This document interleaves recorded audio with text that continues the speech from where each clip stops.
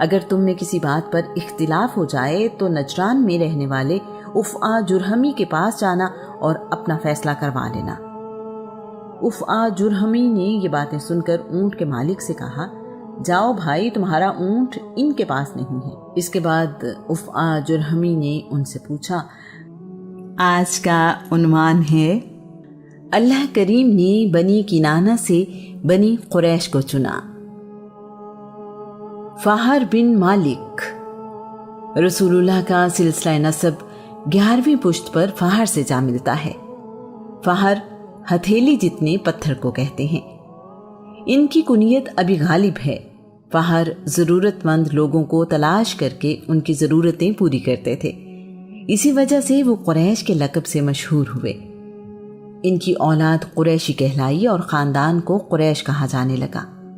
ایک روایت یہ بھی ہے کہ ان کی والدہ نے ان کا نام قریش رکھا تھا۔ ان کی والدہ کو سمندر کی بڑی مچھلی جسے ہم ویل کہتے ہیں پسند تھی۔ ویل باقی تمام مچھلیوں پر حاوی رہتی ہے۔ طاقت اور قوت اس کی خوبیاں ہیں۔ اس مچھلی کی خوبیوں کی وجہ سے انہوں نے اپنے بیٹے کا نام قریش رکھا۔ یہ اپنے زمانے میں اہل مکہ کے سردار تھے۔ حسان بن کلال حمیری نے یمن سے آ کر مکہ پر حملہ کیا۔ حسان بن کلال کا مقصد وہ پتھر جن سے اللہ کے نبی ابراہیم نے کعبہ کی تعمیر کی تھی ان کو یمن لے جانا تھا۔ اس کی تفصیل ہاتھی والے میں بیان ہوگی۔ عرب قبائل کے سپہ سالار فہر بن مالک تھے۔ اس جنگ میں یمن کی فوج کو شکست ہوئی۔ حسان بن کلال کو حارث بن فہر بن مالک نے قید کیا۔ حسان 3 سال قید رہا۔ اس جنگ میں فہر بن مالک کا پوتا قیس بن غالب بن فہر شہید ہوا۔ غالب بن فہر۔ رسول اللہ کا سلسلہ نسب 10ویں پشت پر غالب سے جا ملتا ہے۔ ان کی والدہ کا نام بنت حارث بن تمیم ہے۔ ان کی کنیت ابو تمیم ہے۔ ان کے 2 بیٹے تھے جن کے نام تمیم اور حارث ہیں۔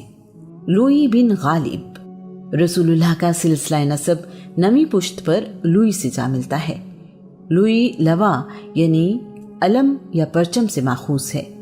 ان کی والدہ کا نام عاتکہ بنت یخلد بن ندر ہے۔ یہ بڑے جہاندیدہ شخص تھے، حکمت، علم اور بصیرت والے تھے۔ لوئی کو اللہ کریم نے نرم طبیعت اور دانائی کی صفات سے نوازا تھا۔ بچپن میں ایسے ہی جملے آپ کی زبان سے نکلتے جو ضرب المثل بن جاتے تھے۔ ان کے چند اقوال یہ ہیں، جس نے ہمیشہ نیکی کی اس کی نیکی کبھی ختم نہ ہوگی، اس کا ذکر مسلسل ہوتا رہے گا۔ لازم یہ ہے کہ جس پر نیکی کی جائے وہ اس نیکی کا ذکر کرے، جس نے نیکی کی ہو وہ چپ رہے اور اپنی نیکی کا چرچا نہ کرے۔ کعب بن لوئی۔ رسول اللہ کا سلسلہ نسب 8ویں پشت پر کعب سے جا ملتا ہے۔ کعب کے معنی ہیں اونچے ٹخنے اور بلند قدم رکھنے والا۔ اسے عزت کے معنی میں سمجھا جاتا ہے۔ کعب کی کنیت ابو حسیس ہے۔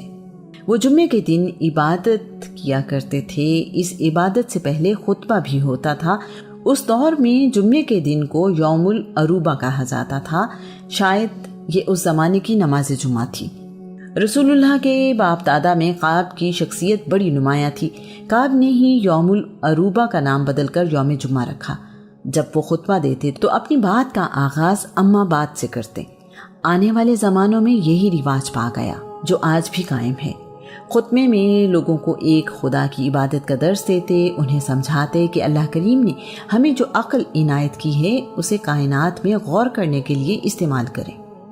وہ غریبوں کی مدد کرنے کی ترغیب دیتے تھے، لوگوں کو وعدہ کرنے اور اسے پورا کرنے کی اہمیت بتاتے۔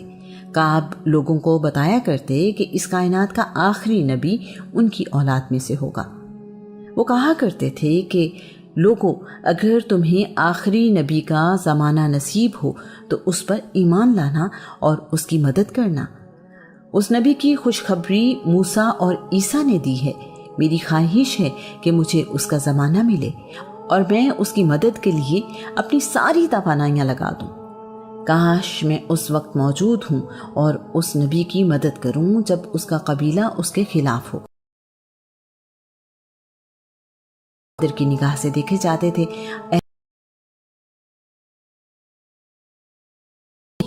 عام الفیل تک عرب اپنے سالوں کا ہی کرتے رہے۔ کعب اور رسول اللہ کی آمد کے درمیان 560 سال کا عرصہ ہے۔ انہی کے بیٹے عدی کی اولاد میں عمر بن خطاب پیدا ہوئے۔ مرہ بن کعب، رسول اللہ کا سلسلہ نسب 7ویں پشت پر مرہ سے جا ملتا ہے۔ مرہ طاقتور اور تلخ مزاج دونوں کے لیے استعمال ہونے والا لفظ ہے۔ ان کی کنیت ابو یکسا ہے۔ ان کے بیٹے 3 کی اولاد میں ابو بکر پیدا ہوئے۔ کلاب بن مرہ، رسول اللہ کا سلسلہ نسب 6 پشت پر کلاب سے جا ملتا ہے۔ ان کا نام حکیم ہے۔ بعض تاریخ دانوں کے مطابق ان کا نام اروا ہے۔ ان کی کنیت ابو زہرا ہے۔ یہ بی بی آمنہ کے بھی 30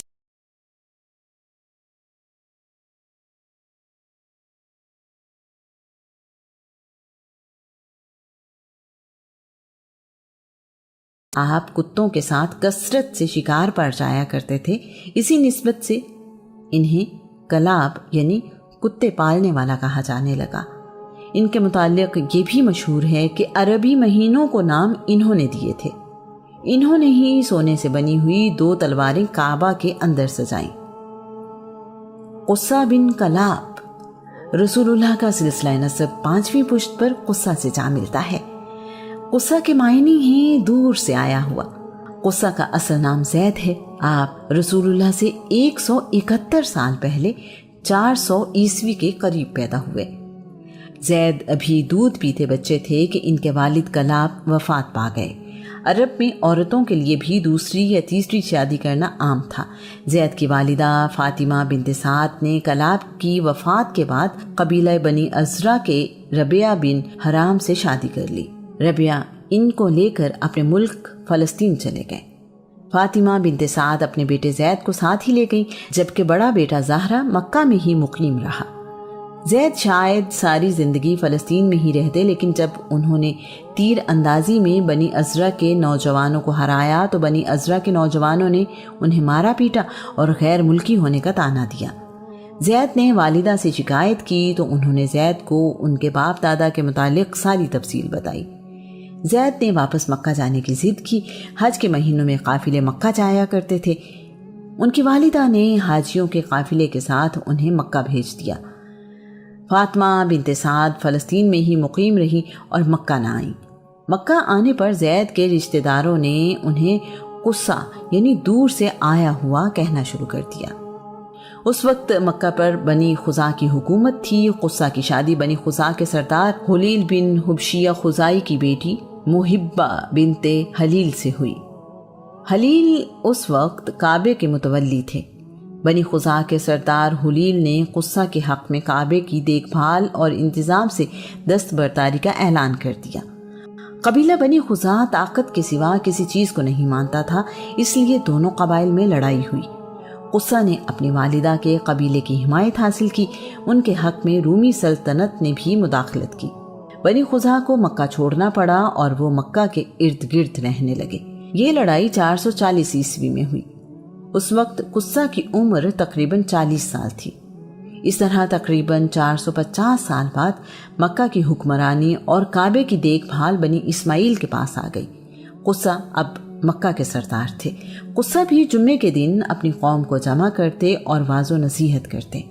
وہ بھی آخری نبی کے آنے کی بشارت دیا کرتے تھے۔ وہ بھی کہا کرتے تھے، جب وہ نبی آئے تو بغیر کسی پس و پیش اس نبی کی پیروی کرنا۔ قصہ ایک بہترین منتظم اور انقلابی رہنما تھے۔ قصہ سے پہلے مکہ کے لوگ خیموں میں رہا کرتے تھے۔ انہوں نے لوگوں کو اجازت دی کہ وہ پتھر اور اینٹ کے گھر بنائیں۔ گھر بناتے ہوئے انہوں نے کعبے کے طواف کے لیے کافی جگہ خالی چھوڑی۔ انہوں نے مکہ کو ایک شہر کی شکل دی۔ ان کے دور میں مکہ کو خوشحالی نصیب ہوئی۔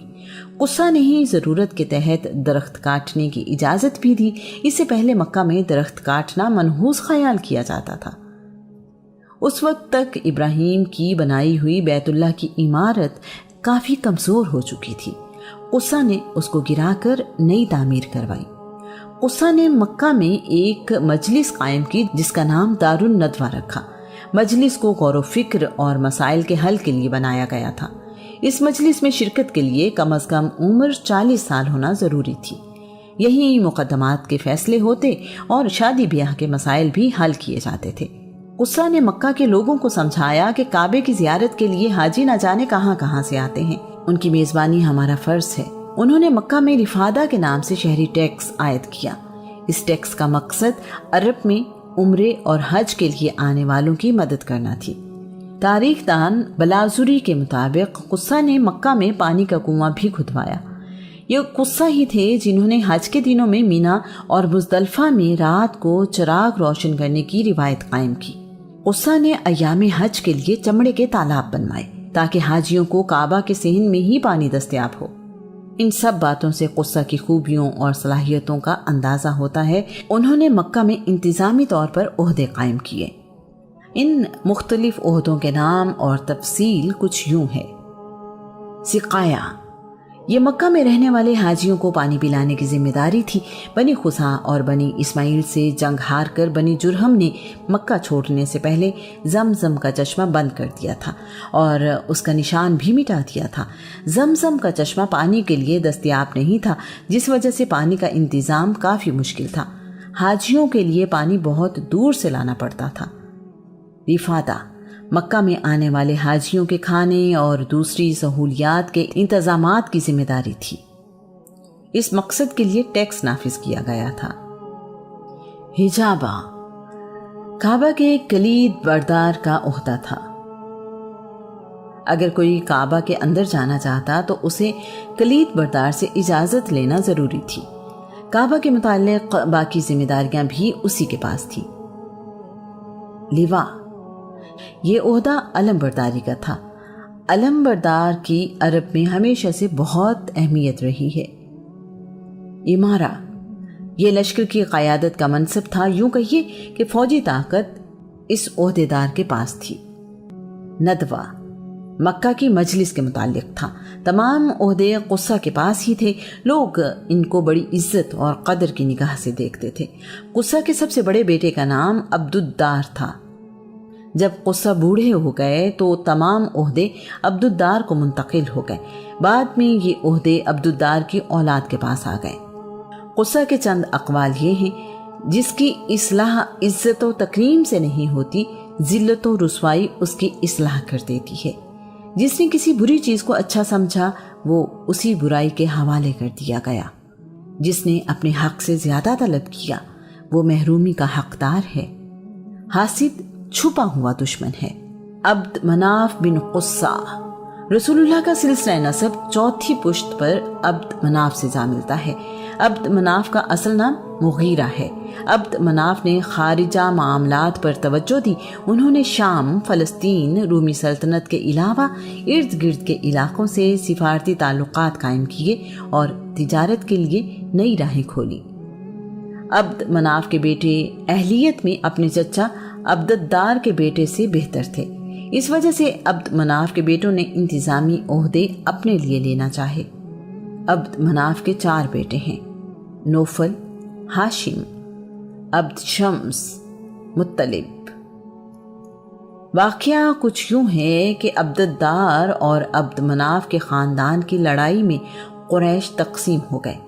بنی عبد مناف کی حمایت میں 5 قبیلے تھے: قبیلہ بنی اسد، قبیلہ بنی عزا، قبیلہ بنی زہرہ بن کلاب، قبیلہ بنی تیم بن مرہ، قبیلہ بنی حارث بن فاہر۔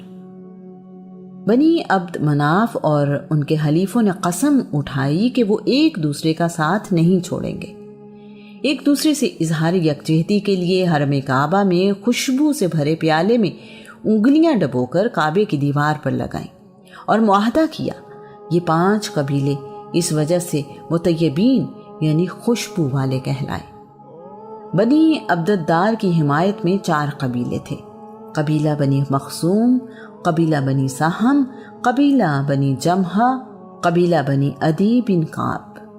بنی عبدالدار اور ان کے حلیفوں نے بھی قسم اٹھائی کہ ایک دوسرے کا ساتھ نہیں چھوڑیں گے۔ انہوں نے خون سے بھرے پیالے میں انگلیاں ڈبوئیں اور چاٹ لی۔ ان قبیلوں کو لقات الدم یعنی خون کو چاٹنے والا کہا گیا۔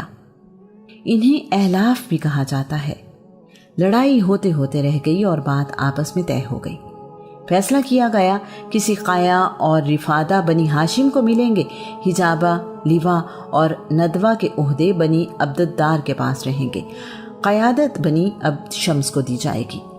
یہاں ایک تاریخی حقیقت کا اظہار بھی ضروری ہے۔ سقایا اور رفادہ کی ذمہ داریاں ہاشم کو ملی، ہاشم کے بعد مطلب اور ان کے بعد عبد المطلب کو یہ عہدے ملے۔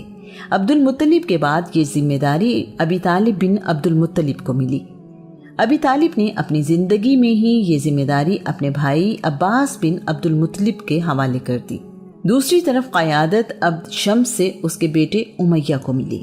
امیہ کی اولاد بنی امیہ کہلائی۔ امیہ کے بعد حرب اور حرب کے بعد ابو سفیان بن حرب کو ملی۔ یہی وجہ ہے کہ غزوہ احد اور غزوہ خندق میں ابو سفیان ہی ان کا سپہ سالار تھا۔ ابو سفیان غزوہ بدر میں شریک نہ ہوا۔ اسی قبیلے سے عتبہ بن ربیعہ بن عبد شمس غزوہ بدر میں سپہ سالار تھے۔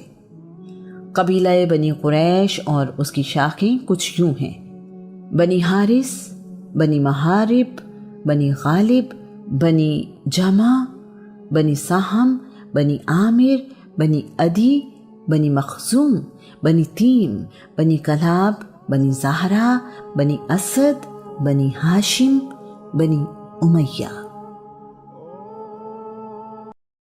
سلمہ کی اپنے بیٹے سے محبت، شیبہ کی یثرب میں پرورش، نانا کا خاندان اور اس شہر سے لگاؤ، سب اس میں رکاوٹ تھے۔ مطلب کی درخواست پر سیدہ سلمہ نے انکار کر دیا۔